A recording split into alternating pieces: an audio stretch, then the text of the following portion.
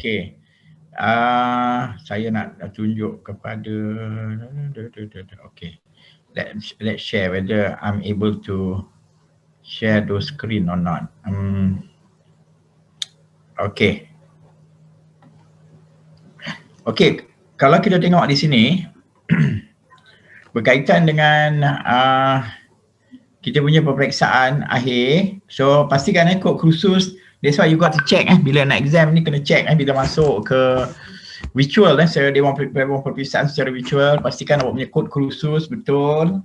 Lepas tu nama kursus dan kemudian tarikh peperiksaan. Betul Selasa Selasa ni betul? Dah double check dah? Betul. Betul Selasa masa hingga 11 pagi 2 jam. Okey. Jadi apa yang diharapkan iaitu daripada pukul 8.30 hingga 8.45 pelajar dikendaki mengisi borang aku janji di author. So sebenarnya daripada pukul 8.45 hingga pukul 9 ni saya selaku pengawas peperiksaan juga nak memastikan sebenarnya berapa ramai pelajar yang dah ada macam kalau dulu saya buat tu selagi pelajar tak cukup, saya tak mula exam. Tapi bagi peperiksaan akhir ni, sama ada pelajar cukup ke tak cukup, kita akan mula tau. Jadi bergantunglah macam mana keadaan nanti. So jadi pastikan ingatkan kawan-kawan awak semua bangun pagi dan pastikan pukul 8.30 hingga 8.45 tu isi borang aku janji. Apa-apa pun isi borang aku janji Awak dah belajar dengan saya dahulu macam mana nak mengisi borang aku janji dan sebagainya.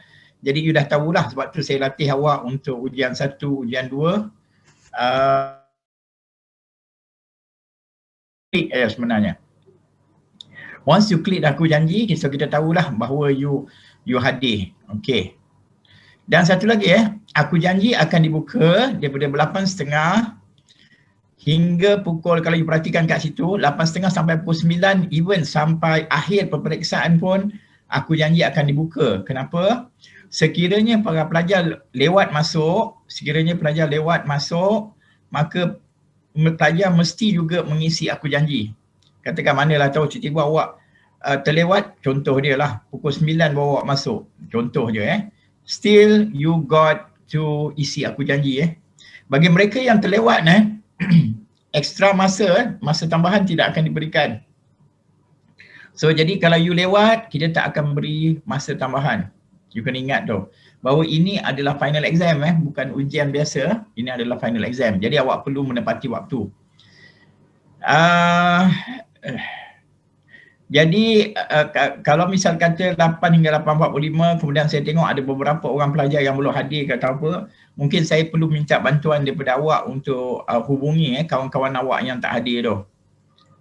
Macam biasa yang kita buat kalau mana kawan-kawan yang tak hadir, tolong hubungi dan untuk pastikan mereka hadir. Sebab saya nak 203 orang akan mengambil peperiksaan ni. Setakat ni ada kawan-kawan yang ada masalah lah setakat ni nak mengambil exam? Ada tak? Tak ada sir. Tak ada Kalau ada kes-kes hal-hal yang berkaitan dengan emergency kecemasan ke apa, kena maklumkan dan kena ada bukti. Perlu ada bukti kalau ada katakan kecemasan, ada kematian, ada apa dan sebagainya, whatever it is, kena ada bukti. Okey? Dan biasanya awak kena ambil peperiksaan khas kemudian. Jadi awak kena tunggu lebih lama lah untuk mengambil peperiksaan khas untuk awak seorang saja. So jadi tak seronok lah sebenarnya bila buat peperiksaan khas ni sebab seorang je Okey. Jadi pukul 8.30 hingga 8.45 ini perancangan dia. Pelajar dikendaki mengisi borang aku janji. 8.45 hingga 9 pengawas peperiksaan akan menyemak bilangan pelajar yang telah mengisi borang. Jadi kita akan maklumkan kawan-kawan awak siapa yang tak ada, saya akan maklumkan dalam grup Saya akan maklumkan dalam WhatsApp group siapa yang tak hadir lagi. Jadi awak akan lihat benda tu Okey. Okey. Dan Kalau ada apa-apa pertanyaan boleh tanya sekarang you can ask straight away. Dan kita akan mula peperiksaan Lagi sekali saya ingatkan, sekiranya awak lewat masuk, pastikan awak mengisi juga borang aku janji So pastikan awak mengisi borang aku janji. Pastikan isi dulu orang borang aku janji dan terus menjawab peperiksaan. Borang aku janji tu hanya klik dan that's it. Itu aja, bukan apa pun, tak ada apa pun borang aku janji tu. Okey. Dan peperiksaan kita akan berjalan daripada pukul 9 pagi hingga 11 pagi. Perlu diingat awak dikehendaki menjawab 60 soalan. Dan sekiranya just in case kalau ada case misal kata soalan tu tiba-tiba awak tengok ada 80 soalan. Pastikan awak menjawab hanya 60 soalan saja. Jangan jawab 80 tu. Jawab 60 soalan sahaja. Okey? Jangan jawab lebih-lebih. Okey? So just in case kalau apa-apa berlaku. Okey. Dan jadi awak perlu menjawab 60 soalan dalam masa 2 jam. Ini berarti satu soalan mengambil masa lebih kurang 2 hingga 3 minit. Lebih kurang 2-3 minit. Jadi kalau soalan yang mudah aja, you can answer it very easily. Tak sampai 1 minit pun. Okey. Yang kalau dia ada banyak 1, 2, 3, 4, 1, 2, 2, 3. Benda-benda macam tu agak mengelirukan dan biasanya akan mengambil lebih banyak masa. Okey. Okey, 9 hingga 11 selama 2 jam. Dan kemudian pukul 11 pagi maka peperiksaan tamat dan pelajar dikehendaki berhenti menjawab soalan. Okey. So you kena faham 60 soalan yang diberikan sebenarnya susah untuk awak meniru sebab apa? Dalam soalan ni adalah soalan dia akan kita ada 80 soalan sebenarnya, semua sekali soalan yang saya buat adalah 80 soalan. Dan daripada 80 soalan tu kita ambil hanya 60. Daripada 80 kita ambil 60, tak tahu mana satu yang akan diambil oleh sistem. Dan kemudian susunan soalan-soalan tersebut akan disusun secara random. Jadi ini berarti bahawa soalan satu awak dengan kawan yang lain kemungkinan besar tak akan sama. So jadi janganlah awak call kawan awak, nombor satu apa? A, awak pun tanda A. Soalan dua apa? B, awak pun tanda B. Sebab kalau you buat demikian, most probably soalan tu adalah soalan yang berbeza, soalan yang lain jadi pastikan bahawa jangan bertanya dengan kawan soalan satu apa dan A ke B ke apa semua, sebab apa? You won't get the same question you tak akan dapat soalan yang sama. Okey, pastikan menjawab 60 soalan. Okey, kalau papa akan jawab 80 soalan, awak hanya perlu jawab 60 soalan. Kita dah tetapkan 60 Jadi kalau awak jawab lebih-lebih pun, saya akan ambil yang 60 yang pertama tu saja. Okey. Okey, sebarang masalah boleh terus hubungi saya. Okey. Terus hubungi saya. Kalau benda tu urgent, call me. Okey, straight away telefon saya semasa exam tu. Okey, kita akan lihat apa isu awak dan kita akan bantu. Okey. Alright. Dan sekiranya ada apa-apa announcement, ada apa pemakluman, tolong semak awak punya WhatsApp group. Okay. Jadi always be alert on your WhatsApp group. Jadi kalau ada pemakluman apa-apa dan sebagainya, saya akan maklumkan WhatsApp group awak. Dan perlu diingat, this WhatsApp group tolong jangan hantar message kata ni dalam final, awak sending message all those rubbish Don't send all rubbish. Sebab apa? Dia akan clutter awak punya saya tak nak block sebab apa, kita pun nak ceria sikit kadang-kadang, tapi don't over ceria dalam grup awak ni, sebab kalau tidak saya akan block all those kind of thing. So jadi pastikan always be alert, lihat awak punya WhatsApp, kalau ada apa-apa perkembangan saya akan maklumkan.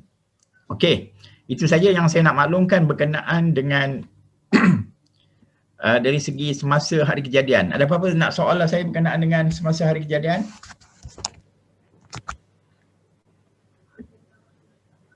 Ada soalan? Sir. Yes. Kalau in case kalau Aha. pelajar tu tak ada line langsung tu macam mana? Biasanya kalau tak ada line langsung, you mesti ada WhatsApp lagi kan? Biasanya WhatsApp ni kalau lemah ke apa, dia masih boleh lagi biasanya. Communicate dengan saya. You call me. Okay? You call me straight away. Okay. Okay, sir. Tapi selama ni kita buat test apa semua okey kan? Selama ni kita buat test 1, test 2, alhamdulillah tak ada masalah pun. Okay? Doa. Hope that nothing happen lah Okay. Kalau in case you have a very serious matter, tolong hubungi saya straight away.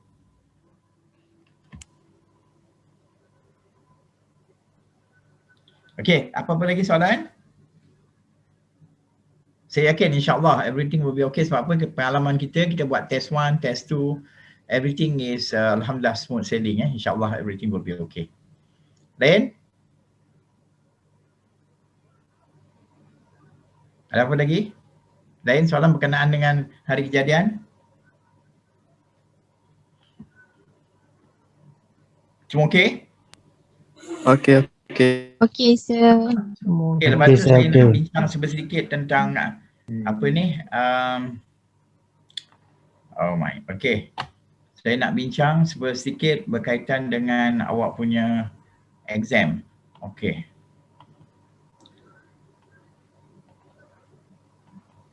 Okay. Alright.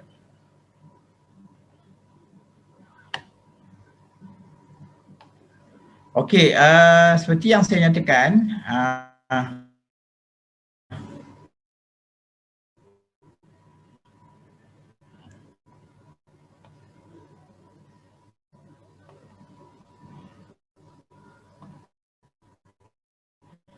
okey, seperti yang saya nyatakan, okey, awak boleh nampak muka saya? Boleh nampak muka saya? Boleh nampak. Sir. Hello? Yes, sir. Ada. Alright. Hello. So, saya nak bincangkan seperti okey. Ada. Okey. Sebab kalau saya takut sebab apa? Talian terputus sekali kan saya bercakap seorang je nanti kan. Okey. So, saya nak bincangkan sedikit berkenaan dengan awak punya peperiksaan akhir berkenaan dengan peperiksaan akhir. Jadi awak perlu menjawab adalah apa ni? 60 soalan, 60 soalan. Okey. Jadi kalau perhatikan, kita ada 5 chapter yang perlu kita cover, 5 chapter. Nasihat saya ialah pastikan awak juga membaca berkaitan dengan OSH ni di buku lain ataupun website lain berkenaan dengan OSH. Jangan hanya tertumpu kepada nota yang saya berikan sahaja. Jangan tertumpu kepada itu. Sebenarnya tanggungjawab untuk membaca ni adalah tanggungjawab pelajar sebenarnya. Okey. Jadi berkenaan dengan takrif berkaitan dengan OSH apa semua, you have to be clear what is OSH all about dan fungsi-fungsi OSH, okey. Dan bagaimana, di manakah OSH itu dikuatkuasakan, apa semua awak kena tahu. Okey. Istilah-istilah yang berkaitan apa itu hazard, apa itu danger, apa itu work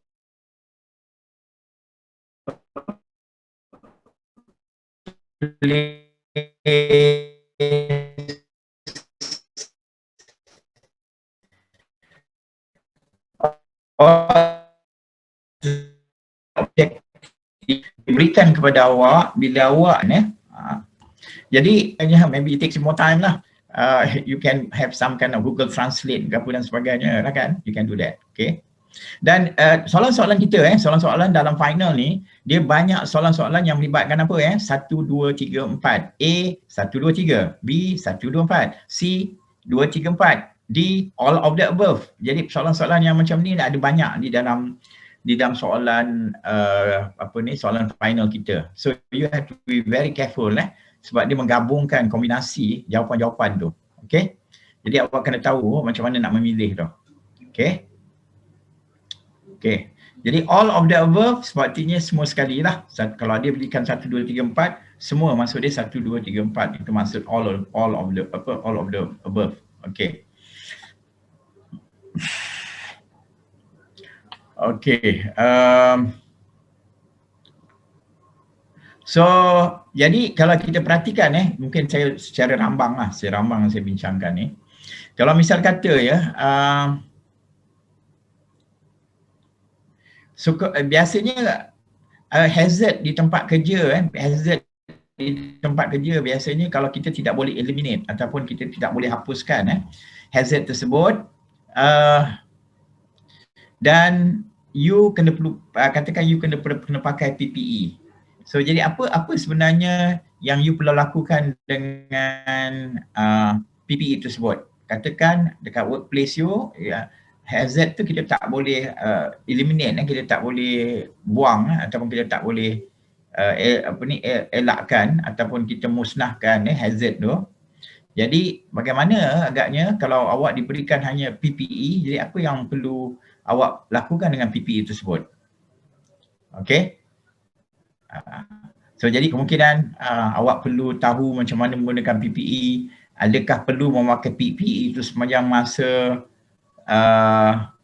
ataupun apa lagi yang berkaitan berkaitan dengan PPE tersebut semua berkaitan dengan PPE. So jadi ada soalan-soalan juga yang berkaitan dengan penekanan terhadap PPE. Kadang-kadang soalan-soalan tersebut dia tak very straightforward, dia tak ada nyatakan what is PPE. Mungkin dia soalan itu melibatkan satu situasi bagaimana awak nak menggunakan PPE awak dan sebagainya. Okay. So kalau kita mempunyai hazard, kalau kita ada hazard, apakah cara yang terbaik untuk kita menangani hazard? Boleh saya tahu? Kalau kita ada hazard di tempat kerja kita, apakah kita dah belajar beberapa kaedah tentang bagaimana kita menangani hazard. Apakah cara yang terbaik sekali bila kita menangani hazard? Eliminate, sir. Yes, that's it. Eliminate ataupun istilah lain yang digunakan remove.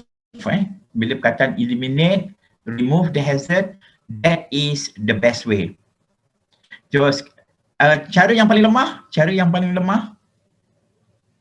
yang terbawah sekali, yang paling lemah sekali. PPE. Yes. Jadi menggunakan PPE. Jadi awak dah faham lah bilanya awak pergi ke satu tempat, maksud dia bila you terpaksa menggunakan PPE, masa itu adalah kaedah yang paling lemah. Okay. Yang terbaik, eliminate. Okay. Kita buang terus hazard tu, kita musnahkan hazard tu, kita buang hazard tersebut daripada tempat kerja kita. Okay, that is very important. Good. Okay, lagi satu berkenaan interlock guard. Interlock guard berkaitan dengan mechanical equipment. Dalam kita punya mechanical equipment, dia ada interlock guard. Interlock guard, maksud dia yang untuk protect the mechanical equipment. So awak boleh Google around berkaitan dengan interlock guard. Interlock guard yang dipasang ataupun attach yang dipasang kepada mechanical equipment.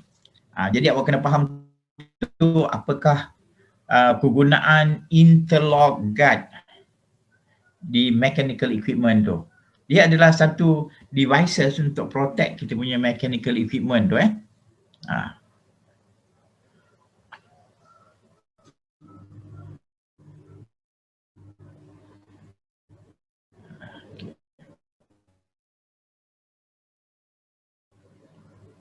Awak kena faham juga yang berkaitan dengan health and hello, boleh dengar saya?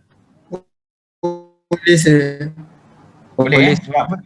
I kena keep on sebab apa kadang-kadang dia bagi mesej saya punya internet agak lemah, sebab tu saya kena tanya ni, dengar kecak. Okey. Jadi health and safety committee bagi setiap jawatan kuasa kerja ataupun dari segi satu kilang dan sebagainya ataupun PTJ, Pusat Tanggungjawab, dia perlu ada Health and Safety Committee. Health and Safety Committee. Jadi apakah kegunaan diadakan Health and Safety Committee? So kena tahulah apakah kegunaannya. Okey. Dan awak perlu ingat kadang-kadang bila jawapan multiple choice ni, multiple choice kadang-kadang bila awak baca satu artikel, baca satu perenggan ayat dan sebagainya, kalau kita baca dalam buku, kita nampak is very straightforward kenyataan tu dinyatakan.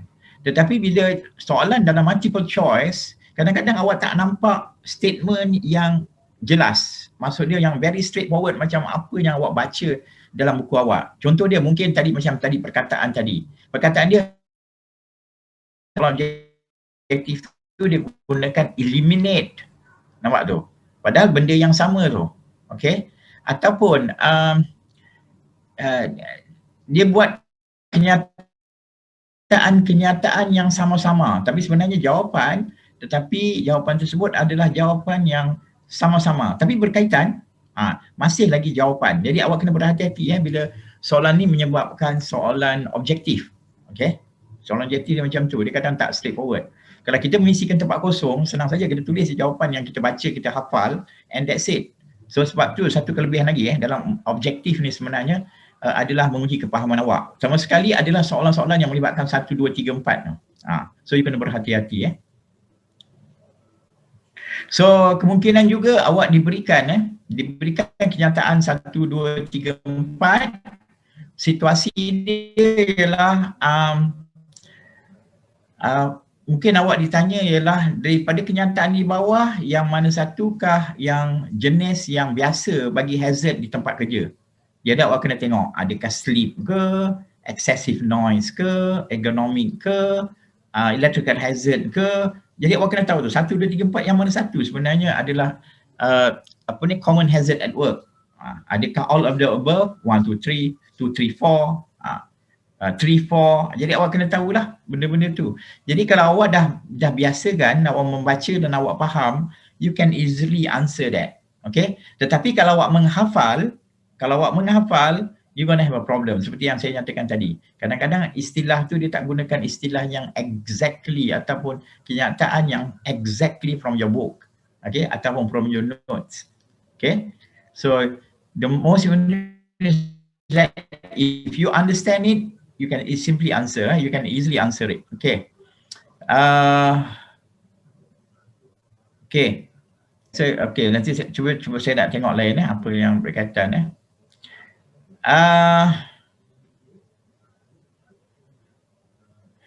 lagi satu saya nak tanya personal hearing protection kita ada PPE, tapi PPE ni ada macam kegunaan PPE yang ada untuk pernafasan, PPE untuk ada pendengaran dan PPE untuk helmet, macam-macam jenis PPE Jadi kalau PPE itu adalah PPE ataupun yang berkaitan dengan untuk pendengaran, jadi apakah kegunaan dia sebenarnya? So you kena tahulah apakah kegunaan untuk PPE yang berkaitan dengan hearing they call it personal hearing protection Jadi PPE yang berkaitan dengan pendengaran atau dinamakan sebagai personal hearing protection. Jadi apakah kegunaan dia sebenarnya? Okay, you kena tahu tu.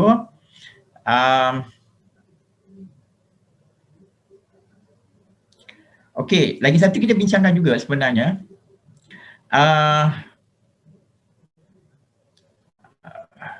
Sekiranya kalau berlakunya kemalangan, kita dah bincangkan ini adalah kajian ataupun siasatan terhadap kemalangan, dan sekiranya berlaku kemalangan di tempat kerja, jadi kita kena tahu report tu siapa yang perlu lakukan yang perlu mengisi report, sebab kita ada yang berkaitan dengan ataupun employee. Ingat employer adalah majikan, employee adalah pekerja. Jadi awak kena lihat bila awak lihat kataan employer, maksud dia majikan. Employee pekerja. Hello? Hello? Yes sir. Ada eh? Okey. Dengar dengar. Ada, dengar. Dengar sir. Jadi pastikan bila perkataan employer, kan? Employee, Y-E-E. Itu adalah pekerja dia tak tulis workers dia kata employee. Itu maksud dia pekerja. Okey.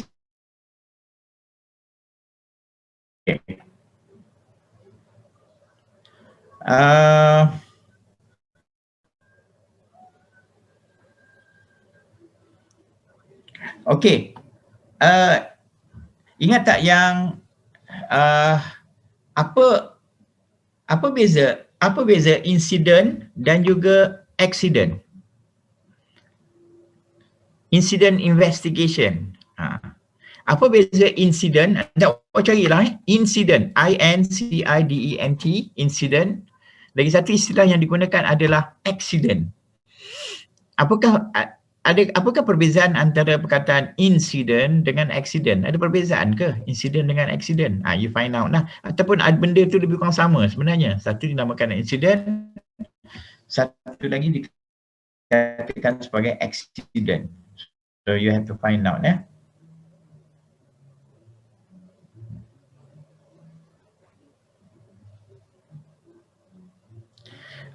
lagi satu istilah yang awak kena cari topik ni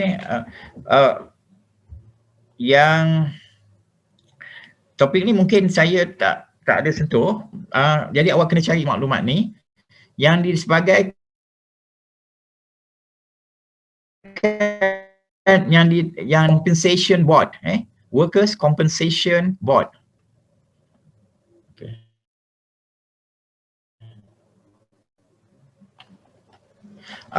Okey, macam ni. Saya dekat mana saya punya chat ni? What is it? Chat. Okey. Okey. Boleh baca tu? Boleh sir, boleh. Cuba cari kenyataan tentang Workers Compensation Board. Compensation, kena faham Workers Compensation Board. Okey. Jadi you kena cari apa itu Workers Compensation Board. Apakah kepentingan Workers Compensation Board? You can Google around ni. Apakah fungsi Workers Compensation Board? Apakah kegunaan dia? So you got to know that. Okay.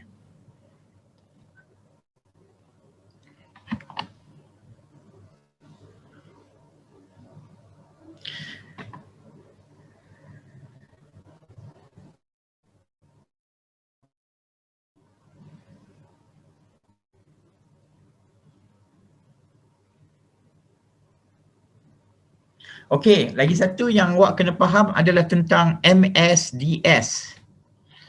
MSDS, bila kita bicarakan tentang kimia, kita ada MSDS. Jadi awak kena faham apa itu MSDS.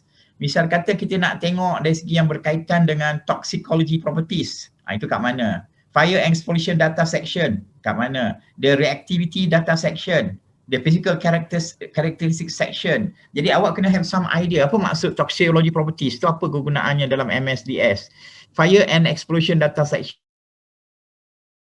dalam MSDS, reactivity data section, physical characteristic section, apa kegunaan-kegunaan tersebut pada MSDS tu. Awak kena to understand more what is MSDS, saya akan bagi kat sini juga supaya awak, jadi saya bagi some of the important keywords, then you have to find more. Okay, benda ni kita dah bincangkan sebenarnya, cuma kita nak lebih tahu lebih detail sikit MSDS ni apa sebenarnya, dan dia ada berapa section dalam MSDS. Kalau saya nak dia punya appearance ataupun dia punya toxicology kat bahagian mana dan sebagainya. At least you have some idea lah benda tu. Dan ini semasa saya bekerja sebagai pengurus makmal apa semua dan sebagainya, berkenaan dengan MSDS ni memangnya very critical sebab MSDS ni menerangkan salah satu perkara ialah macam mana kita nak dan sebagainya. You kena faham some chemical are very hazardous you terhidu saja dan sebagainya, you boleh mati. Ataupun setengah tu dia boleh mendatangkan kanser ke apa dan sebagainya. Kadang-kadang terdedah pada kulit ke apa dan sebagainya. So that's why MSDS ni penting. Sebab tu kalau you perhatikan, even petrol yang kita gunakan, petrol yang kita beli, petrol station tu pun, dia ada dia punya MSDS dia sebenarnya. Okay, any chemical, dia mesti ada MSDS dia. Okay. Because itu perkara yang penting. Okay. Alright. Sir, nak tanya boleh? Hello, ada apa-apa soalan? Ada sir. Sir dengar tak? Hello? Tak ada soalan Okey, tak apa. Tak ada, sir. Kalau kadang-kadang ada background tu ingat nak cakap dengan saya ke apa kan. Lagi satu ialah berkaitan dengan MSDS juga. Jadi kita akan ada beberapa soalan yang berkaitan dengan MSDS. Itu menunjukkan bahawa pentingnya MSDS ni. Sebab kalau awak tak ambil subjek ni, awak tak pernah dengar pun apa itu MSDS. So bila awak bekerja besok, benda-benda ni penting. Bila awak terjumpa satu bahan kimia ke apa dan sebagainya, the first thing you should ask is that, mana dia MSDS bagi alat tersebut. Itu jadi daripada situ awak boleh tahu dia punya radioactivity dia, toxicology dia ke, preventive apa ke, semua ada kat situ dalam tu. Jadi awak tahu macam mana nak handle bahan kimia tersebut. So the MSDS is very important. Please study that. Okay.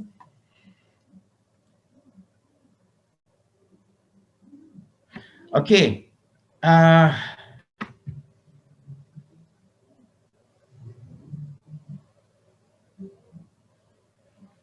Apa maksud decanting container? Satu lagi istilah yang saya nak awak cari, apa maksud decanting container? Sebab tu kalau perhatikan di sini that's why even dalam safety your English must be good sebab you have to deal some of the terminology yang you kena dalam bahasa Inggeris decanting container. Okey, saya di sini saya akan berikan istilah-istilah tersebut. Kalau you tak know, then you boleh tengok nanti. Okey. Cuba istilah, you cari istilah dalam Google, apa maksud decanting container? Siapa boleh tolong saya? Apa maksud decanting container?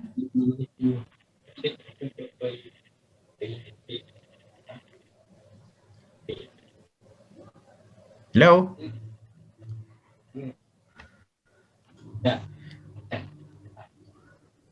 Apa maksud decanting container?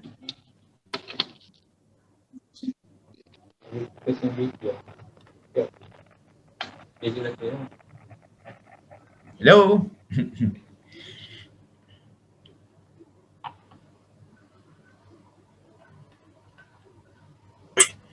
Hello sir, hello. So apa maksud decanting container? Pindahkan makanan dari tempat asal dia ke dalam bekas yang baru, bekas yang bersih. Decanting container. Kalau tengok dekat Google lah. So kalau bahasa Melayu dia, decanting container apa makna dia?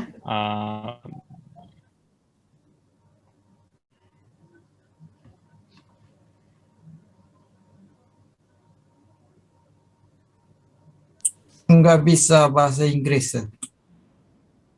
Bahasa Melayu dia apa makna dia? Google Translate.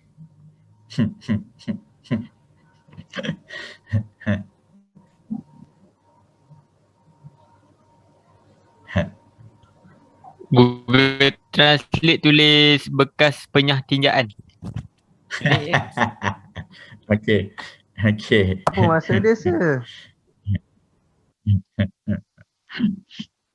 So decanting container maksud dia bukan bekas asal dia. Dia bukannya bekas asal. Jadi kalau misal katalah awak beli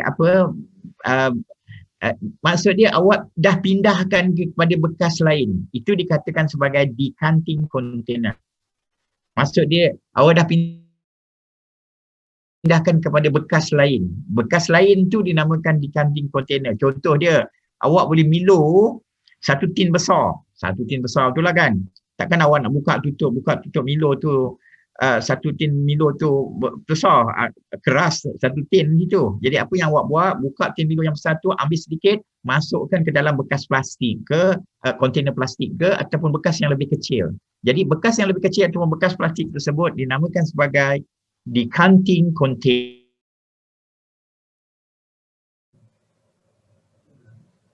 Faham tak maksud dia? Hello? Faham. Faham. Jadi saya, sebab tu dalam OSH ni salah satu perkara yang penting adalah istilah yang digunakan. Jadi nanti kalau soalan-soalan dalam exam awak jumpa perkataan decanting container tu, apa benda kontang kanting ni, okay? So that's why you have to be very familiar. Sebab tu saya cakap pada you, kalau you want to survive dalam engineering dan you nak naik lebih tinggi dan sebagainya, so you have to be very familiar dengan istilah-istilah yang agak technical sedikit. Okay, that looks fancy, sounds fancy, but actually benda tu is a simple thing aja sebenarnya. Okay. Okay. So, jadi biasanya kalau bahan-bahan kimia ni, bahan-bahan kimia ni, contohnya kalau di makmal kimia, bila you nak pindahkan daripada bekas asal dia, nak pindahkan kepada decanting container, biasanya apa yang you perlu buat ialah you perlu buat pelabelan. Sebab tu kalau dekat makmal kimia, kalau ada container yang tidak mempunyai label, maksud dia punya housekeeping is bad. So jadi bila di makmal kimia, salah satu perkara yang penting, dia mesti ada labeling setiap container yang digunakan, especially kalau original container dia memang dah ada tulis. Tapi kalau container tu dikatakan sebagai decanting container, maksud dia awak dah pindahkan ke tempat lain, container lain, maka dianya perlu juga di label. Okay? Jadi ada tak situasi di mana kita tidak perlu label? Boleh dengan syarat, maksudnya kita pindahkan ke dalam decanting container dan kita pakai maksudnya kita pakai at that instant, maksudnya kita tidak ada tangguh. Jadi kita isikan pada bahan tersebut dan kita pakai sampai habis ataupun kita buang, maksudnya kita tak akan simpan. So jadi ini berarti bahawa any decanting container pada makmal perlu dilabelkan. Jadi dianya boleh tidak dilabelkan macam keadaan yang saya nyatakan tadi tu. Kalau straight away you want to use it, you tuang dan you terus pakai. Dan you tak boleh you tuang, you letak tempat mana-mana ke apa sementara besok saya nak pakai dan sebagainya. No, you can't do that. Maksudnya kalau you dah tuang pada decanting container, iaitu tempat yang asing, tempat lain daripada original dia punya botol, so you kena terus gunakan. You tak boleh main letak-letak hoping for tomorrow to use dan sebagainya. Dari segi kimia ianya adalah berbahaya. Okay. Alright. So you got the idea Okay. Jadi you kena faham bahawa bila ada perkataan not, kalau ada perkataan not, maksud dia ianya adalah berlawanan not tu. Okay. So saya rasa you dah biasalah sebelum ni menjawab soalan-soalan objektif kan, masa dekat sekolah ke apa, cikgu pun awak pun dah nyatakan not maksud dia sebaliknya daripada kenyataan yang diberikan tu. Okay. Not, tidak dia invert. Okay.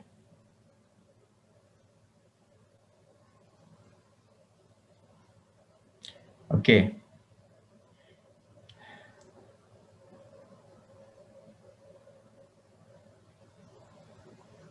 So berkaitan dengan regulation dan sebagainya, apa yang saya nampak di sini ialah you kena mempelbagaikan bacaan-bacaan you juga Okey. Berkenaan dengan OSH, berkenaan dengan OSH regulation, jadi ada beberapa perkara yang tidak dinyatakan dalam standard ataupun peraturan dalam OSH, peraturan regulation peraturan yang dinyatakan dalam OSH. Contoh dia noise exposure dalam OSH ada tak biasa dinyatakan? Ada. Dan nanti ingatkan saya salah satu lagi perkara yang you perlu tahu ialah berkenaan dengan noise ni, unit yang digunakan untuk mengukur tahap kebisingan adalah dalam dB berapa desibel sebenarnya yang di-consider sebagai aras bahaya, paras bahaya. Bila kita dalam OSH ni, bila pendengaran bila berkata kebisingan yang ada di tempat kerja, berapakah nilai kebisingan berapa dB yang dikatakan sebagai paras bahaya. Jadi kalau dia below that, selamat. Kalau lebih daripada situ, di-consider bahaya. Jadi kena tahu tu So you Google around untuk kita punya dalam OSH berkaitan dengan noise exposure berapa dB dia punya tahap kebisingan tu. Okay. So jadi awak kena tahu apa benda yang cover dalam OSH dan ada apa benda yang tidak di cover dalam OSH punya regulation. Okay. Contoh kita ambil contoh Dalam OSH ada tak dinyatakan bahawa berapa banyak berat yang boleh awak angkat? Ada tak? Dalam OSH ada tak dinyatakan berapa berat yang seseorang tu boleh angkat? Saya nak tanya. Ada tak? Ada. So jadi you kena tahulah. Jadi bahawa berkaitan dengan berapa berat, sebab benda tu subjektif yang boleh diangkat oleh individu. Kalau benda tu tak ada dalam OSH, that means memang tak ada lah. So jadi tak boleh kita nyatakan bahawa setiap orang tak boleh angkat 20 kg. Tak ada pun memang tak ada pun. Tak ada kenyataan tu berkenaan dengan berapa berat awak boleh angkat, sebenarnya tidak ada dalam OSH. Okay. Jadi please be careful dengan ayat-ayat setengah dia. Macam perkataan least desirable. Apa maksud least desirable? Least desirable. Apa maksud dia dalam bahasa Melayu? Least desirable.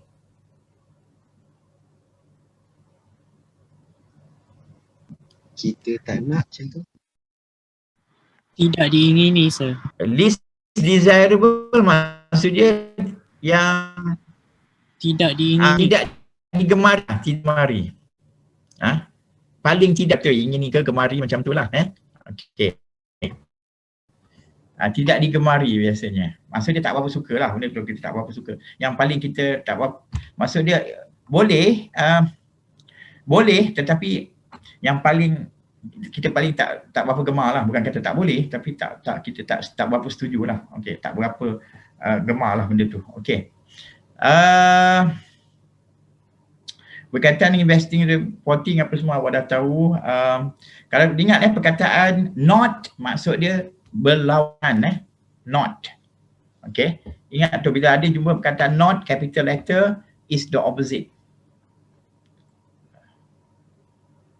Okey.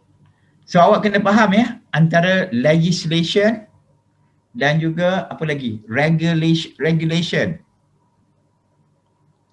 Apa beza antara legislation dengan regulation? Legislation dan juga regulation. So you have to be clear tu. Okay. Dan awak kena tahu juga. So lagi satu awak kena faham juga apakah yang dimaksudkan sebagai competent worker. Competent. Pekerja yang kompeten. Apa maksud pekerja yang kompeten? So you kena faham tu definisi. Dia ada banyak lot of definition di sini. Macam kita ambil law jugalah. Kita kena clear with the definition. Berkaitan dengan accident investigation dan sebagainya, awak kena tahu ialah apakah accident yang perlu kita investigate. Saya tak timbulkan satu isu lah. Apakah accident yang perlu kita investigate? Kalau kita ikutkan dahulu pun sebenarnya even near miss, ingat tak dulu kita bincangkan near miss pun sepatutnya kita investigate. So you kena faham lah betapa pentingnya investigation di situ. So accident investigation, benda tu semua penting. Okey. Lagi satu perkataan istilah yang penting iaitu code of practice. Apa maksud code of practice?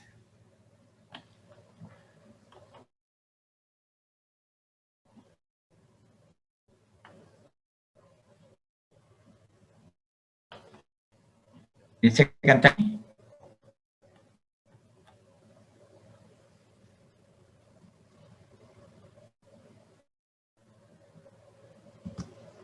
Okay. Code of practice. Apa maksud code of practice?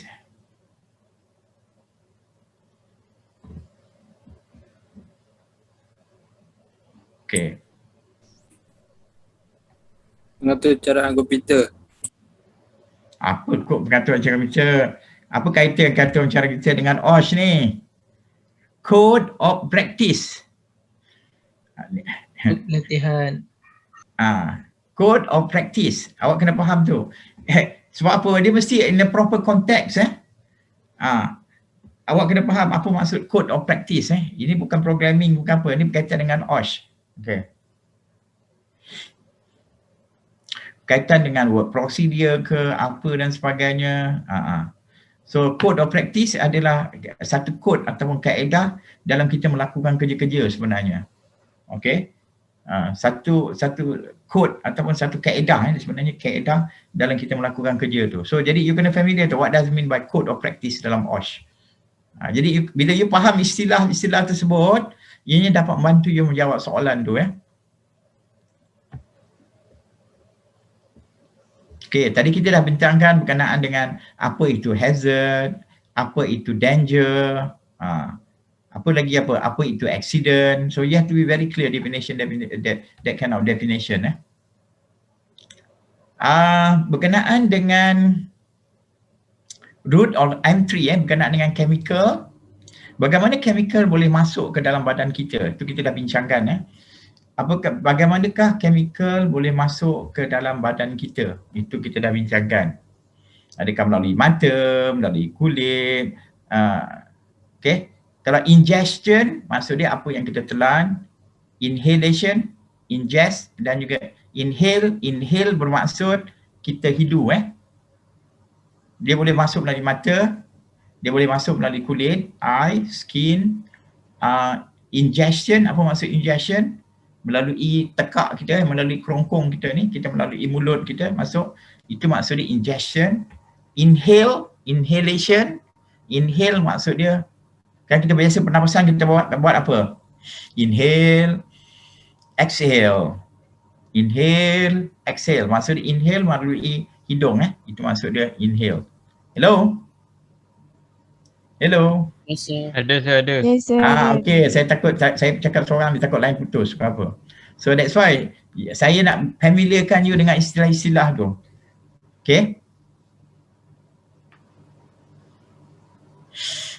Okay.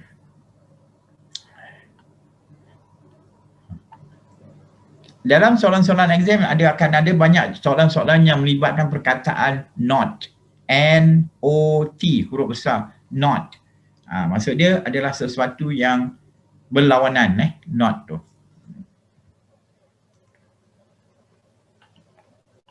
Okay.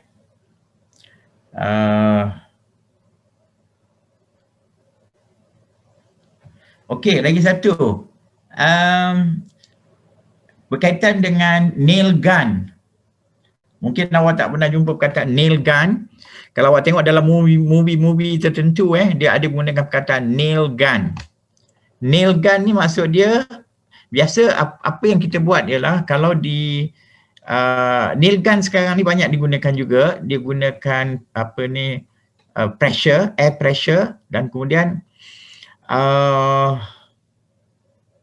apa tu, paku, digunakan untuk memaku. Kalau kita biasa kita memaku adalah menggunakan hammer dan juga paku.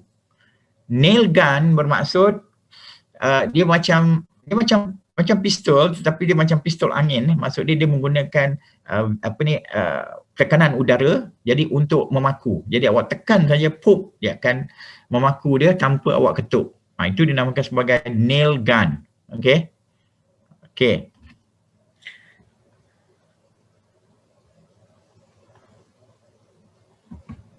Okay. Okay, istilah-istilah yang lain, sebab apa? Kita dah bincang sebelum ni, dia ada kaitan dengan mechanical, dia ada kaitan dengan civil,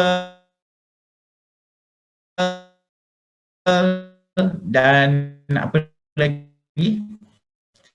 Electrical, awak kenalah dengan berkaitan dengan keselamatan betul tersebut. Contoh dia perkataan hole. What is a hole? Hole adalah lubang. Shaft, apa maksud shaft? S-H-A-F-T, shafts. Okay. Shafts juga adalah macam terowong juga. We consider hole pun sama jugalah, lubang ke apa semua tu So jadi you kena faham Jadi hole ataupun shaft maksud dia satu lubang yang untuk apa kita boleh jatuh ke dalam dan sebagainya tu. Lagi satu, scaffold. Istilah-istilah yang kita biasa ni adalah berkaitan dengan apa ni? Dengan penjuruteraan awam, scaffold. Kita ada perkataan scaffold, kita ada perkataan mobile scaffold. Hello?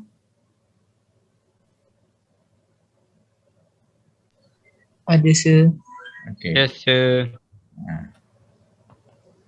Mobile scaffold. Scaffold, apa maksud scaffold? Dalam civil, scaffold ni? Hello, scaffold. Perancah.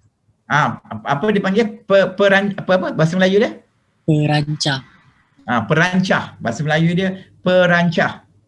Kalau awak tengok movie Jackie Chan ke apa, dia gunakan bamboo scaffold. Perancah apa tu gunakan buluh. Sekarang dah tak pakai dah buluh. Dia pakai besi-besi tu, jadi digunakan besi-besi tu, scaffold tu untuk awak memplaster dinding, mengecat dinding. Jadi awak buat scaffold tu yang awak bina perancah tu yang menggunakan besi-besi itu untuk kita naik ke atas dan sebagainya. Itu dinamakan sebagai scaffold. Mobile scaffold maksud dia scaffold yang boleh digerakkan. Contoh dia awak nak menggantikan lampu di masjid. Dekat masjid tu tinggi sangat lampu dia. So you use a mobile scaffold. Maksud dia yang boleh digerakkan scaffold tu supaya awak tak gunakan tangga awak gunakan scaffold Sebab tangga tak boleh sebab apa dia terlalu tinggi Untuk tangga dia jadi tak stable. So you got to use a scaffold.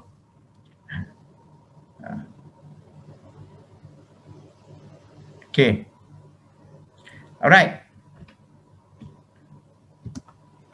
Saya dah bagi you dalam tu, kalau you tak faham, you tengok situ, scaffold.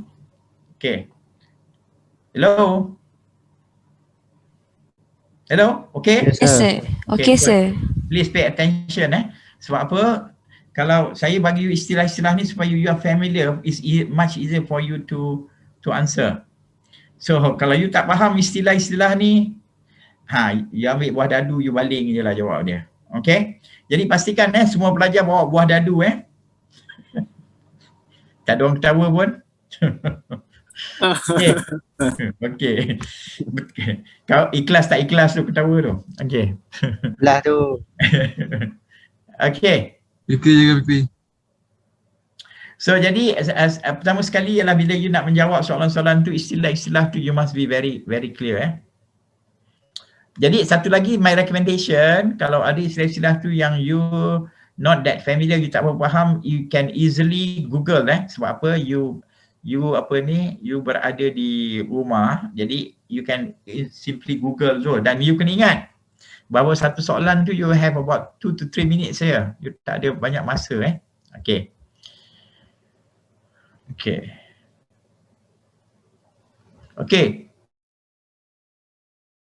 Satu lagi adalah perkataan yang digunakan oleh dalam OSH, dalam safety adalah contoh perkataan yang saya akan berikan kepada awak ni. Okay. Duty of care. Apa maksud duty of care? Ini perkataan-perkataan yang penting ni. Duty of care dalam OSH. Apa maksud duty of care in OSH? Apa yang you boleh buat ialah you can Google around duty of care of OSH in OSH ataupun duty of care in OSH, then you can have a better understanding. Apa maksud duty of care in OSH? Okay. So apa yang dimaksudkan di situ duty of care?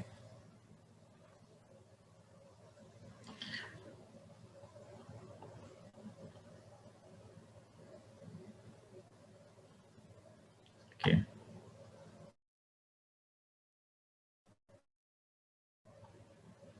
So, you kena faham kadang-kadang soalan-soalan yang diberikan tu jawapan-jawapan tu kadang hampir-hampir jawapan tu hampir-hampir, dan yang dia nak adalah jawapan yang terbaik so you have to understand that.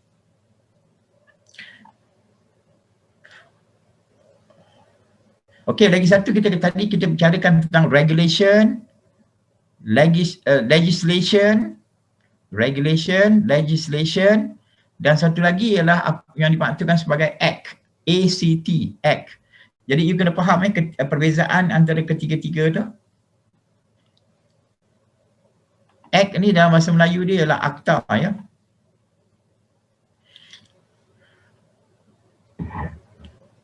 Okey, lagi satu istilah-istilah yang kita telah jumpa sebelum ni iaitu falls from a height.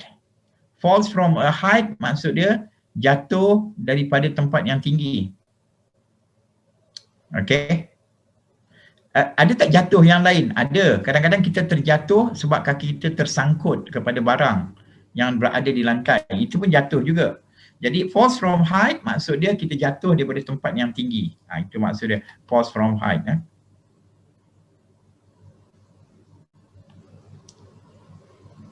Okey, apakah unit yang digunakan untuk mengukur kebisingan? Noise. Apakah unit yang digunakan untuk mengukur noise? Low. Decibel. Yes, good. Simbol dia? Dia gunakan simbol apa? Decibel. Tak, simbol dia. Kalau sentimeter cm, decibel? dB. dB. D dia kecil, B dia besar ya. Dia gunakan dB, decibel. D kecil, B besar, decibel. Itu kena faham itu nak mengukur kebisingan.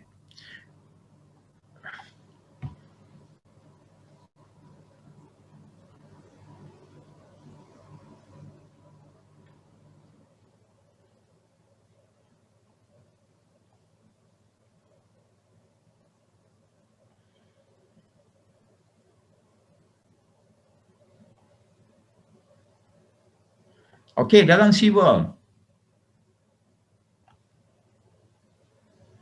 Okey, lagi satu istilah yang you have to be familiar dalam civil. Nanti saya nak beritahu sikit. So that's why saya nak you cari maklumat ni. Okey, istilah tu dinamakan sebagai powered mobile plant in civil. Apa maksud dia? Powered mobile plant. Apa maksud dia?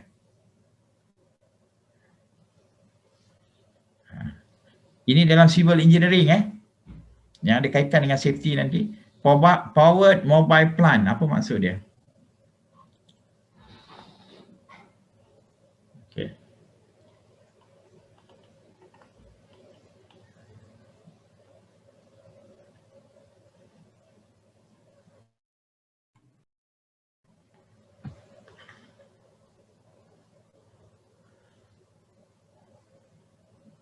Okey, lagi satu ialah senario kita kena faham ialah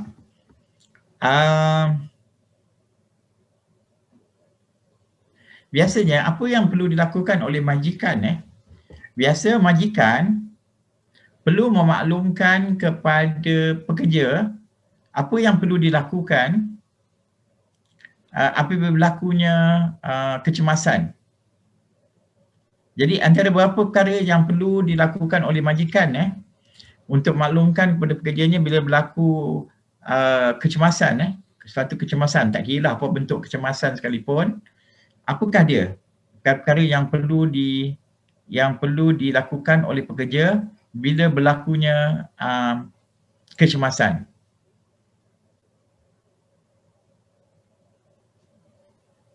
Biasanya kalau berlaku kecemasan sama ada kebakaran ke apa dan sebagainya, apakah perkara yang pekerja perlu tahu biasanya? Bila berlaku kecemasan, apa dia bentuk, apa agaknya yang perlu diketahui oleh pekerja? Majikan biasanya perlu terangkan kepada pekerja, apa dia? Laluan kecemasan. Betul, laluan kecemasan. Ataupun dia kata emergency exit, laluan kecemasan, emergency exit.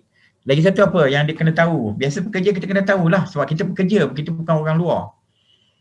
Fire extinguisher, dekat mana alat pemadam api, awak kena tahulah. Sebab apa kalau api tu, katakan api yang berlaku tu kecil aja kan, awak kena tahulah kat mana fire extinguisher dan awak padamkan.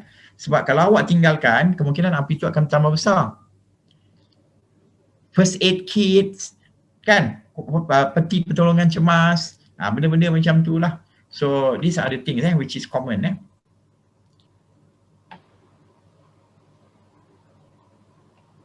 So tanggungjawab majikan yang berkaitan dengan OSH, awak kena tahulah apa tanggungjawab majikan terhadap dengan OSH. Dan apakah tanggungjawab pekerja pula employee berkaitan dengan OSH.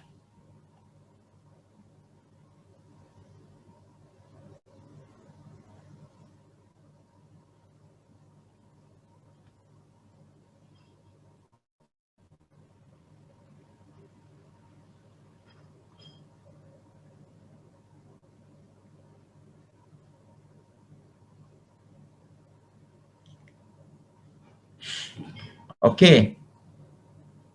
Nanti ada istilah-istilah yang mungkin awak agak pelik sikit. Contoh dia nanti awak tengoklah daripada soalan-soalan tu you try to figure out.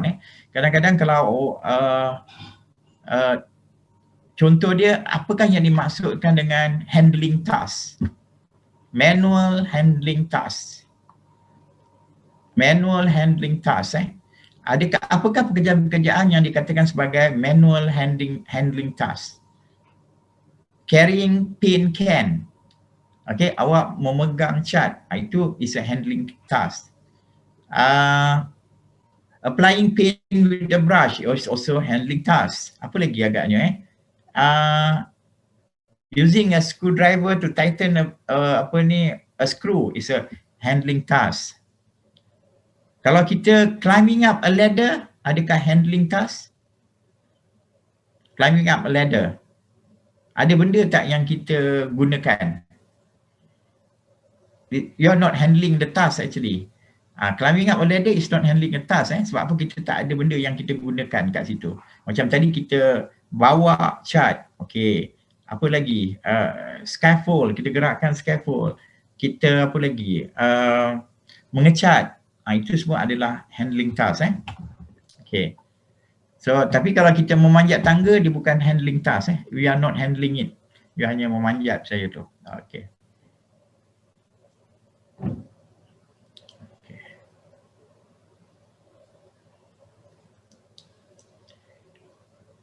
Okay. Sebagai seorang pekerja, apakah keadaan di mana kita boleh refuse kita tak nak buat maksud dia kita boleh refuse to do the work. Sebagai seorang pekerja, apakah keadaan yang membolehkan you menolak pekerjaan tersebut? Maksud dia kalau bos you suruh, you tak nak buat. Apakah keadaan yang berkaitan dengan keselamatan yang membolehkan you menolak, refuse ni maksudnya menolak kerja yang diberikan oleh majikan? Apakah keadaan tersebut yang boleh you lakukan?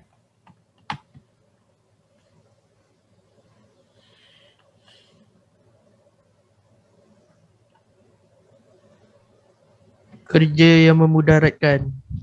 Yes, kalau kerja yang memudaratkan dan sebagainya, so you kena lakukan. Okay. Dalam mechanical injury, mechanical equipment injury, kebanyakan daripada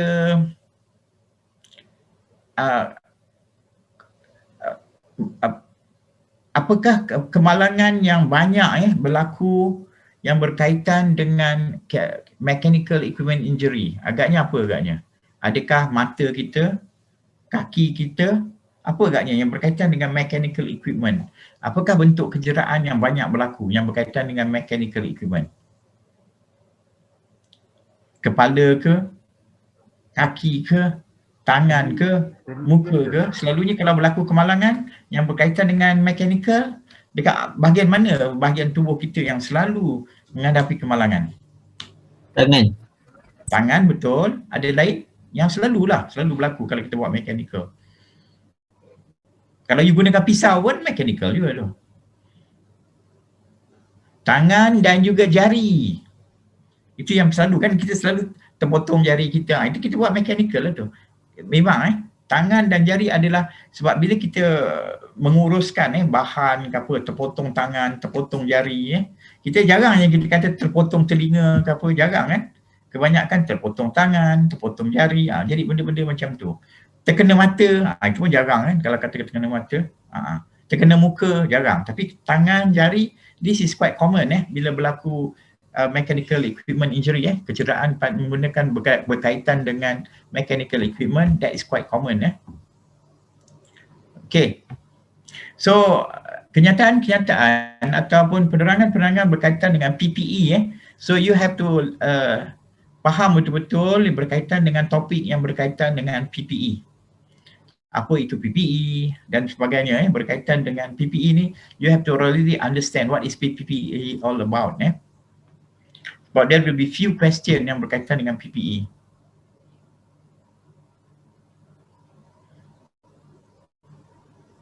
Okey, dan lagi satu ialah sekiranya kita bekerja, katakan kita ada satu senario di mana kita bekerja di tempat yang tertutup. Dalam bahasa Inggeris dinamakan sebagai enclosed area. Enclosed area. Enclosed maksud dia tempat yang tertutup.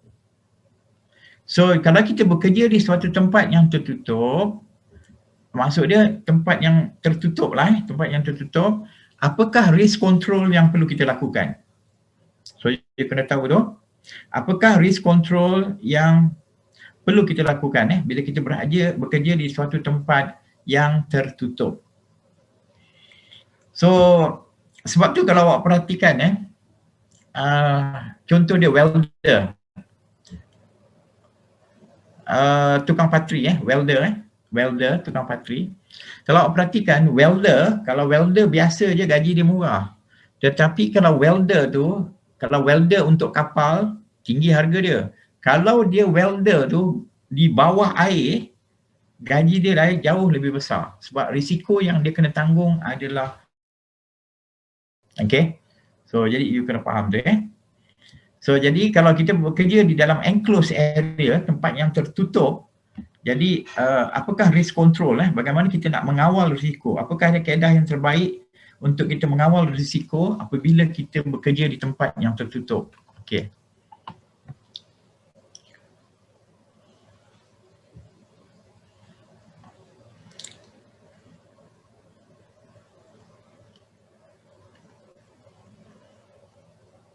Okey, ada kat soal, kalau kita perhatikan ada juga yang berkaitan dengan heat stress dan sunburn. So, jadi soalan yang berkaitan dengan heat stress dengan sunburn, so jadi you kena faham heat stress apa maksud dia? Haba iaitu panas, dan sunburn maksud dia yang kepanasan yang tinggi So jadi apakah perkara-perkara yang perlu kita lakukan risk control ke apa yang berkaitan dengan heat stress, sunburn ke apa dan sebagainya. So jadi you kena faham tu istilah benda-benda yang berkaitan itu. Okey. Berkaitan dengan tangga, you kena tahu macam apa kaitan dengan tangga, soalan apa ni, fakta apa kenyataan-kenyataan yang berkaitan dengan tangga. So you have to understand that. Berkenaan dengan tangga, macam mana kita nak handle tangga ke apa dan sebagainya. You should understand that berkaitan dengan tangga. Okey.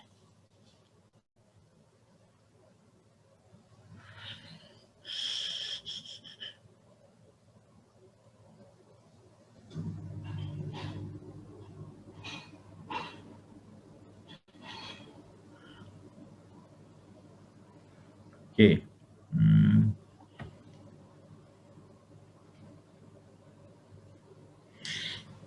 Hello? Hello? Yes, sir. Okay, good. Yes, sir. Yes, sir. Okay, katakan lagi satu senario. Sekiranya awak berada di suatu kilang, awak bekerja di kilang dan sebagainya ataupun di satu tempat kerja. Katakan suatu alat itu tidak selamat. Bila awak bekerja dengan alat tu, awak dapati bahawa alat tersebut tidak selamat. Jadi soalan dia, apakah yang perlu you lakukan? Bila you bekerja di suatu tempat kerja, you perhatikan bahawa equipment yang awak digunakan itu adalah tidak selamat. So, apakah yang perlu awak lakukan? Nampak tu? Menarik soalan tu? Soalan-soalan yang berbentuk macam tu lah. So, Report, jadi, sir. report. ya? Kena tengoklah ada tak ABCD tu ada berkaitan dengan report. Okey, kalau tak ada dengan report, itulah tak boleh lah. Mesti ada yang lain lah. So, jadi you kena tengoklah kesesuaian tu ya. You kena tengok kesesuaian tu. Report tu betul lah. Tetapi kalau dalam soalan awak ABCD tak ada pun berkaitan dengan report, yang mana katanya jawapan ni? Okay. Okey, jawapan mesti ada. Okey.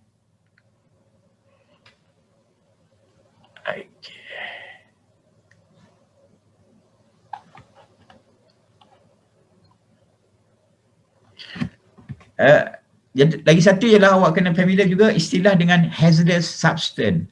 Apa maksud hazardous substance? Hazardous substance.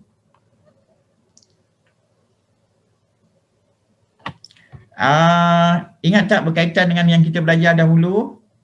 OSH, Akta pada tahun 1994. Ingat dulu kita bincangkan berkenaan dengan OSHA. OSHA, bila ada OSHA tu maksud dia Act tahun 1994. Jadi awak kena tahu apakah kawasan ataupun pekerjaan pun untuk aktiviti 1994, dan awak kena tahu juga apakah aktiviti yang tidak termasuk dalam Akta 1994 OSHA 1994.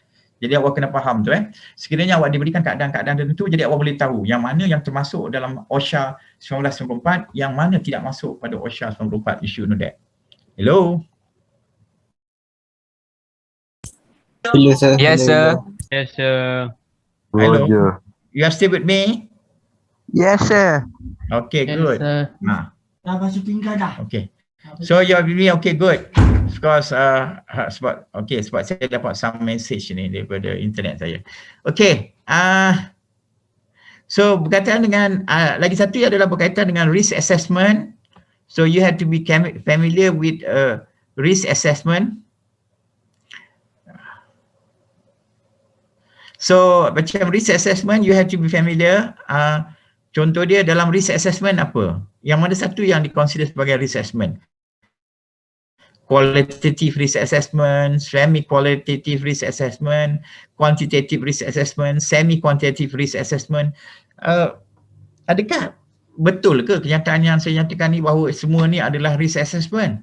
Atau bila kita membicarakan tentang risk assessment, ada tak pernyataan-pernyataan itu sebenarnya tak ada kaitan dengan risk assessment? So you have to familiar apakah tindak-tindakan yang dikatakan sebagai risk assessment. Okay, adakah qualitative risk assessment termasuk dalam risk assessment? Itu sebagai contoh lah. So kita membicarakan tentang risk assessment, kena fahamlah apakah bahagian-bahagian lain yang berkaitan dengan risk assessment. Okay.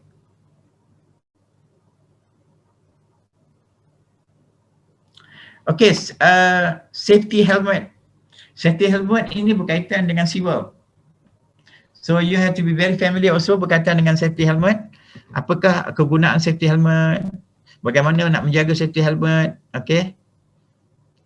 Ada tak di mana satu ketika you don't have to wear safety helmet? Boleh ke? You pergi ke site tapi you tak pakai safety helmet. So you have to understand that berkenaan dengan safety helmet.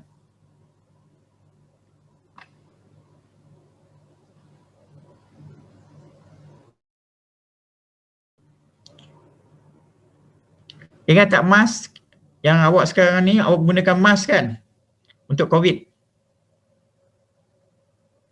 Hello? Yes, sir. Yes, sir. Okay. Saya nak tahu, kalau berkaitan dengan mask ni, yang boleh dilupuskan berapa hari sebenarnya maximum safety disposal mask yang kita boleh gunakan ni? Sebenarnya dia perlu dilupuskan, discarded berapa hari sebenarnya? Saya nak 2 tanya. bulan. Ayuh, satu face mask tu boleh pakai 2 bulan. 4 jam sir. Hari. 4 jam. 4 jam sir. 3 jam. So you kena tahu tu dia punya peraturan dia sepatutnya. Boleh pakai sekali je. Yes, sebenarnya dia adalah 1 hari sekali ataupun 1 shift. Lepas shift tersebut you kena buang. Sama ada maksud dia you boleh gunakan dia selama 1 hari ataupun kalau awak bekerja dalam bentuk shift, mungkin awak shift malam ke apa kan, dah habis shift awak kena terus buang. Hello, faham tak tu? Dari segi disposable mask yang kita pakai untuk COVID. Faham sir. Kadang-kadang kita pakai sampai 1 bulan kan. Wow. Betul Bukan sir. untuk 1 hari buang ni kita sampai 1 bulan. Wow. Nak jimat Nama Okay. COVID sir. COVID okay, ingat So yang kita bagi maksimum dia adalah 1 hari. Sebenarnya lepas tu maksud dia dah tidak selamat lah, tidak selamat untuk digunakan. Okay. Ataupun 1 shift. Kalau kita bekerja di kilang, maksud dia lepas shift tersebut baling tu sampah Okay. Accident investigation. Kenapa pentingnya accident investigation? So you kena faham kenapa accident investigation diwajibkan. So you have to understand that. Okay, kemudian berkaitan dengan EQA, Environmental Quality Act. Jadi ini tadi pun saya dah bincangkan mengenai OSHA berapa tadi OSHA tahun berapa tadi? OSHA Occupational Safety and Act dikenakan tahun berapa? 1994 sir. Okay. So you kena tahu ini berkaitan dengan pula dengan EQA, Environmental Quality Act 1974. So you kena tahu ialah apakah elemen yang termasuk dan bukan termasuk dalam Environmental Quality Act. So you kena tahulah. Okay. Adakah air termasuk dalam Environmental Quality Act 1974? Adakah industri termasuk? Adakah chemical termasuk? Adakah udara yang kita sedut termasuk? Ingat kalau awak jumpa perkataan AIR, itu maksud dia air, udara, bukannya air Jangan get confused. Bila awak baca dokumen awak dalam OSH ni semuanya dalam bahasa Inggeris. Bila jumpa AIR bermaksud air, udara, bukannya air nanti ada pula orang yang buat lawak ni. Dia anggap air tu air. Air is water. Air adalah udara So you have to understand that. Okay.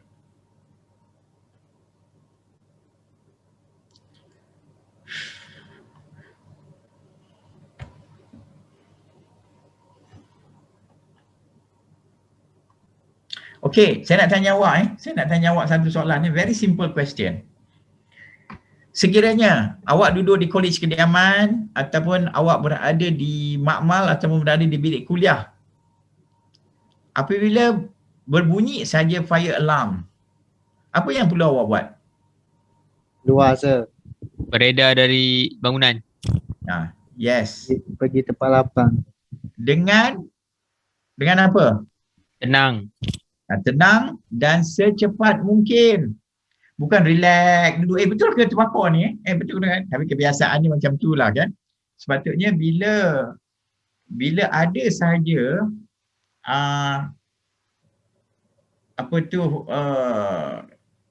penggera kecemasan berbunyi, fire alarm, sepatutnya you kena terus keluar by right. Okay.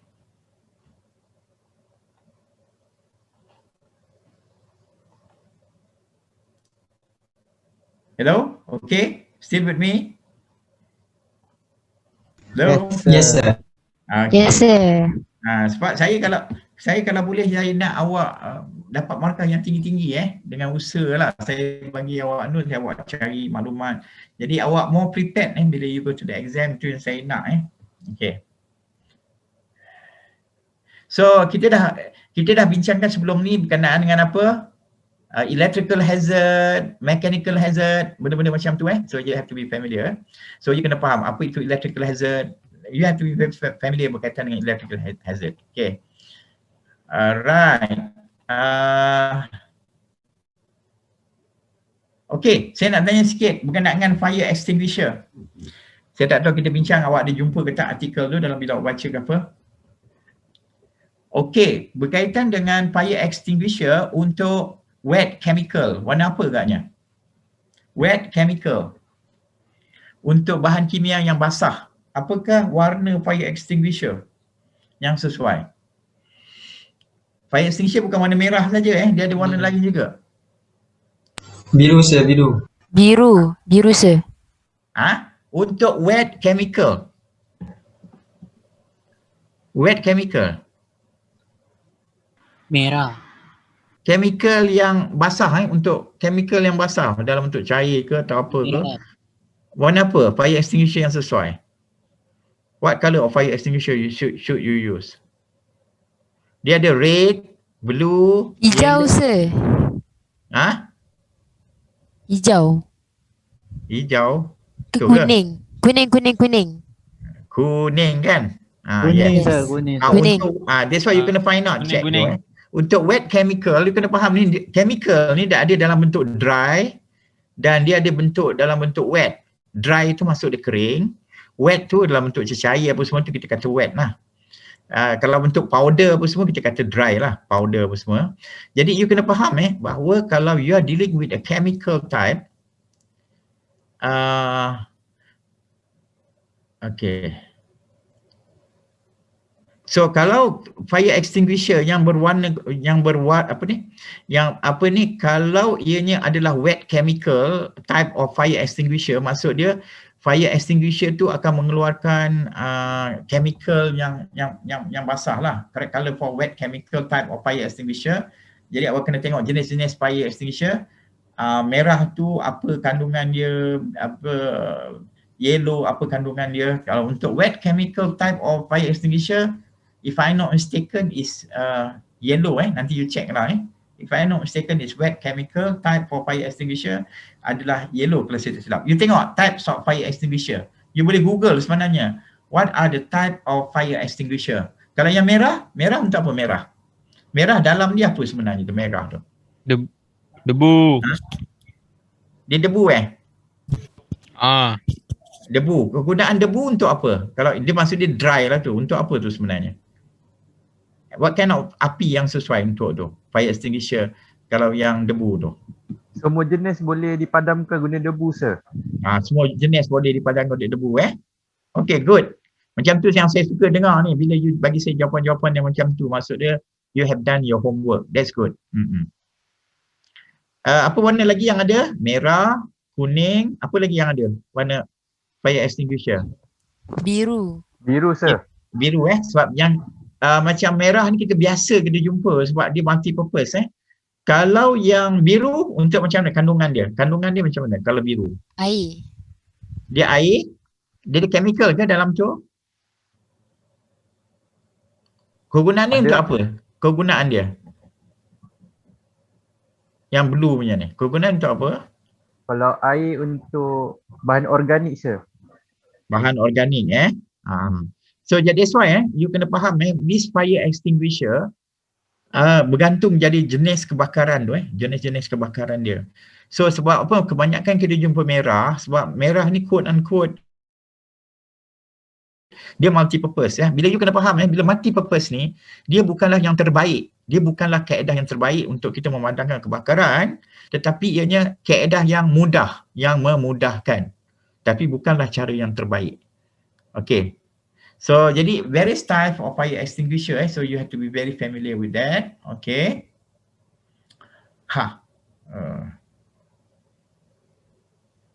So yang berkaitan dengan Environmental Quality Act, begitu juga dengan kalau you tengok Department DOE Department of Environment, Jabatan Alam Sekitar JAS, bahasa Melayunya JAS, Jabatan Alam Sekitar. Bahasa Inggeris dia DOE, Department of Environment, Jadi kat mana agaknya penguatkuasaan yang digunakan untuk dia membuat penguatkuasaan, akta mana yang akan dirujuk? Jadi akta mana yang akan dirujuk untuk membuat penguatkuasaan? Bila kita nak buat penguatkuasaan, dia mesti merujuk kepada akta-akta tertentu. Akta mana yang akan digunakan agaknya untuk environment? Akta mana yang akan dirujuk oleh DOE tu? Ataupun Jabatan Alam Sekitar? Akta mana? EQA. Yes, good. EQA yang kita yang diperkenalkan, diwartakan pada tahun 1974. Jadi you kena faham tu. Katakan you nak mohon pekerjaan di DOE. Nanti dia tanya awak sebagai penguatkuasa, apa yang awak gunakan sebagai rujukan? Jadi you kena nyatakanlah bahawa EQA digunakan sebagai rujukan. Okeylah, you nak denda orang pun you kena tunjuk akta tu. Bukan boleh main denda sembarang saja.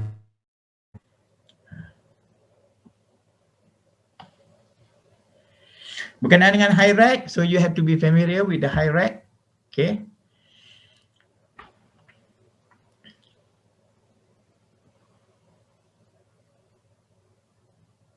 Okay. Tadi saya dah jata apa tu ni? Falling from height.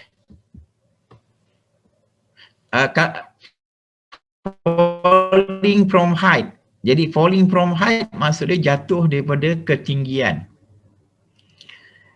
Okay.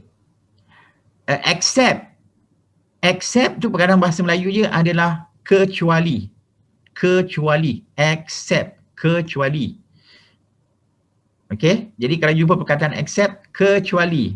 Yang lain tu sama, kecuali apa? Ada satu yang tak sama. Itu except. Itu maksudnya except kecuali. Okay. So, jadi awak kena tahu dialek falling from height ni awak kena tahu. Apakah menyebabkan yang kita falling from height? Adakah kita naik tangga, kita jatuh? Adakah kita panjat bumbung, bumbung pecah, kita jatuh? Itu adalah jatuh daripada ketinggian. Kalau kita terjatuh sebab kita tersandung ataupun tersangkut kaki, itu bukan falling from height. Itu sebab uneven surface, tersangkut ke apa ke. Itu kena faham jatuh itu tidak dinamakan sebagai falling from height. Okey. Apakah benda-benda yang menyebabkan accident? Kita kena faham. Apakah perkara yang menyebabkan accident? So that's why kita kena faham apa maksud hazard, apa maksud accident, benda-benda macam tu. Apa maksud danger? Lagi satu berkenaan dengan OSH management system. OSH MS, kita dah belajar OSH management system. Apakah kegunaan OSH management system? You have to understand tu, very basic. Okay.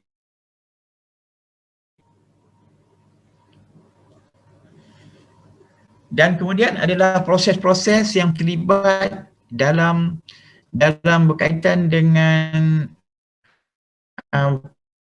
pengurusan sivil, berkaitan dengan sivil. Contoh dia pre-tender, kita faham tu proses-proses yang terlibat dalam sivil, dalam berkaitan dengan sivil. Okay.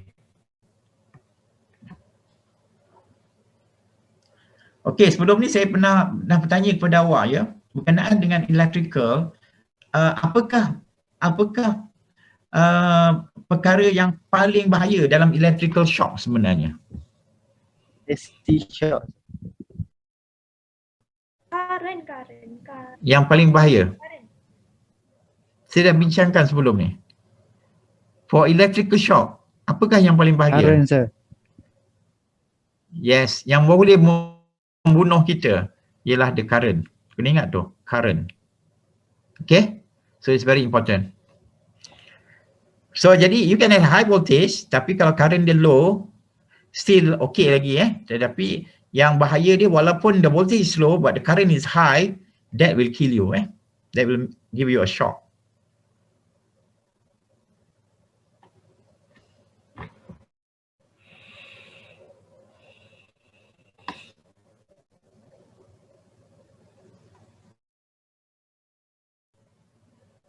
Ingat bila ada perkataan except, maksud dia kecuali. Kecuali. Itu maksud dia except. Okay. Hello? Hello? Hello? Anybody home? Ada. Ada. Okay. Lagi satu saya nak awak familiar dengan perkataan ni. Apa yang saya type ni? Apa yang saya type? Traps hazard. Okay. So you have to familiar apa maksud trap hazard. So you have to be familiar dengan istilah tu, trap hazard. Sebenarnya kita ada bincangan juga dalam kita punya bila bab yang berkaitan dengan mechanical apa semua tu ada So jadi trap hazard tu you have to be familiar with the trap hazard. Okay. So ini berkaitan dengan mechanical mechanical punya safety, okay. Mechanical punya injury Okay.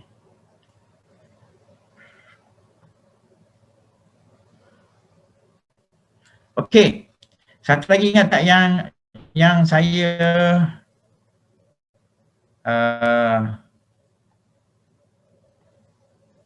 nyatakan tadi.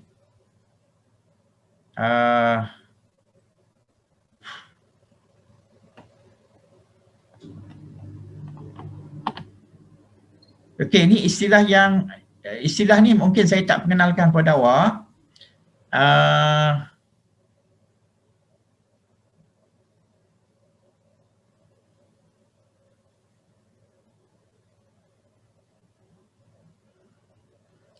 Okey, saya nak share ni sikit. Okey. This will be the last topic yang kita nak bincangkan ni. Last topic for tonight. Saya nak bagikan ni for this semester lah. Ni. Cuba cari yang berkaitan dengan ni. Permissible exposure limit ni. Very important. The words PEL. Macam tadi kita bincangkan tentang MSDS. Ini berkaitan dengan kebisingan.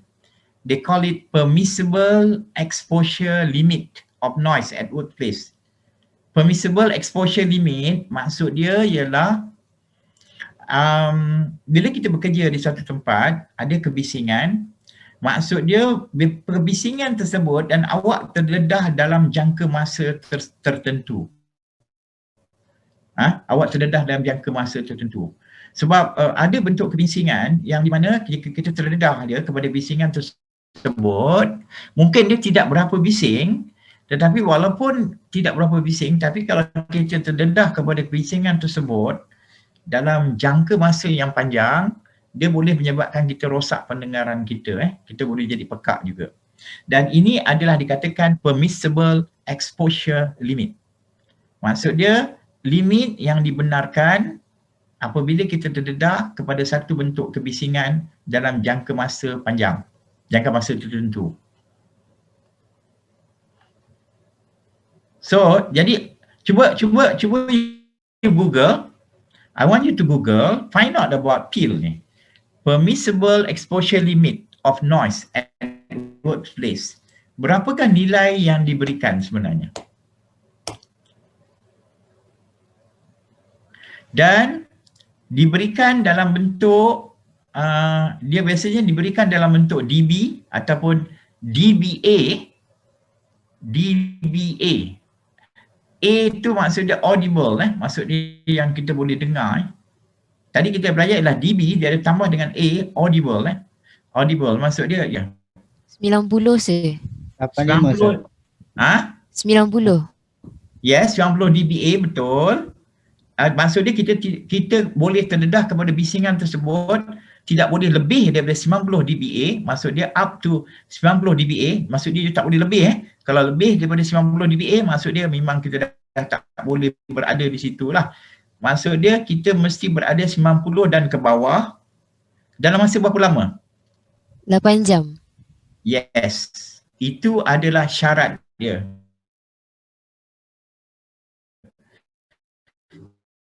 Bila you bekerja di dalam satu tempat, hari tu lupa nak sentuh benda ni, ialah tentang they call it PEL, permissible exposure limit. Bila kita berada di dalam workplace yang bising, jadi kebisingan itu mestilah tidak melebihi daripada 90 dBA. Kebisingan, decibel, nanti awak belajar juga dalam pengiraan power berkaitan dengan dB juga unit dia. Tapi A di sini maksud dia audible, dan kebisingan tu mestilah tidak melebihi 90 dB, dan awak tidak boleh juga terdedah, tidak boleh lebih daripada 8 jam.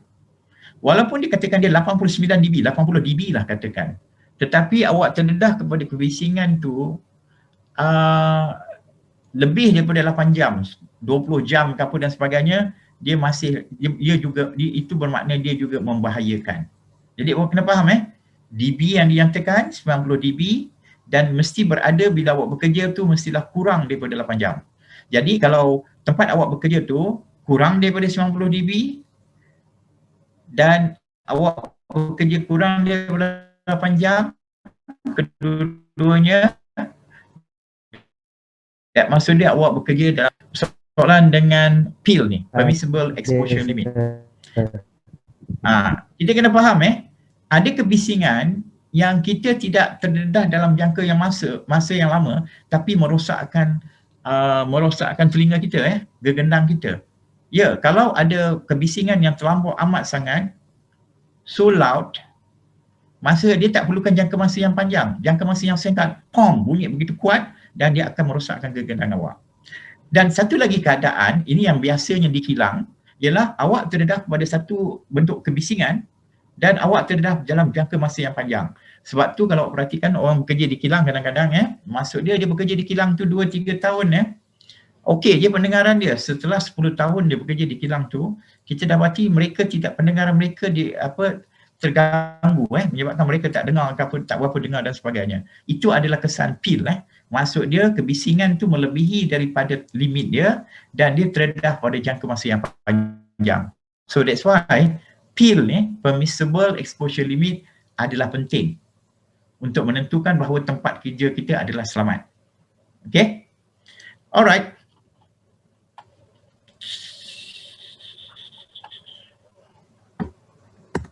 Okay, ada apa-apa soalan? Hello, ada apa-apa soalan?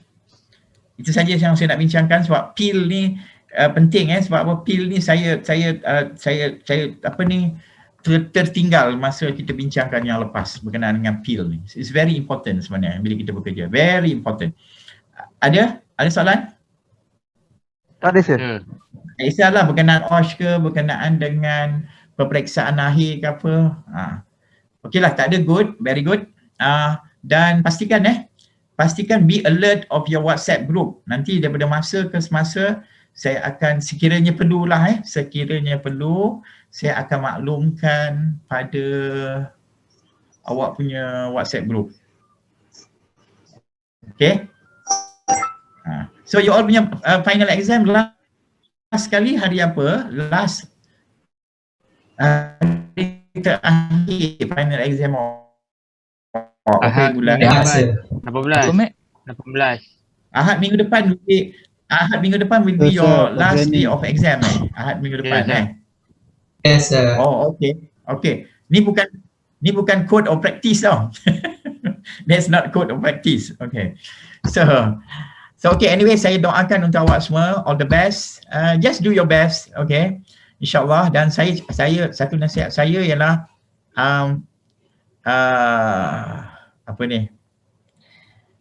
banyakkan membaca, banyakkan berselawat, dan yang kedua banyakkan membaca surah Al-Insyirah. Tahu tak surah Al-Insyirah? Tahu, sir. Macam mana?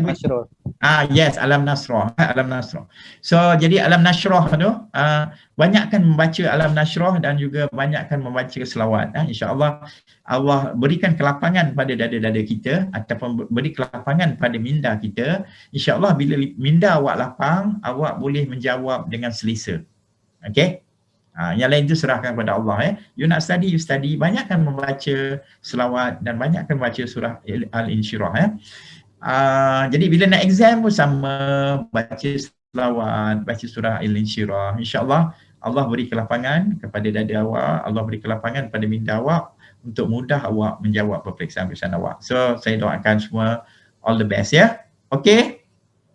So do well in your OSH. Alright, that's all for tonight. Okay, Assalamualaikum semua. Thank you, sir. Salam. Thank you, Okay. sir. Thank you, sir. Okay, all the best. Yes, sir. Thank you, sir.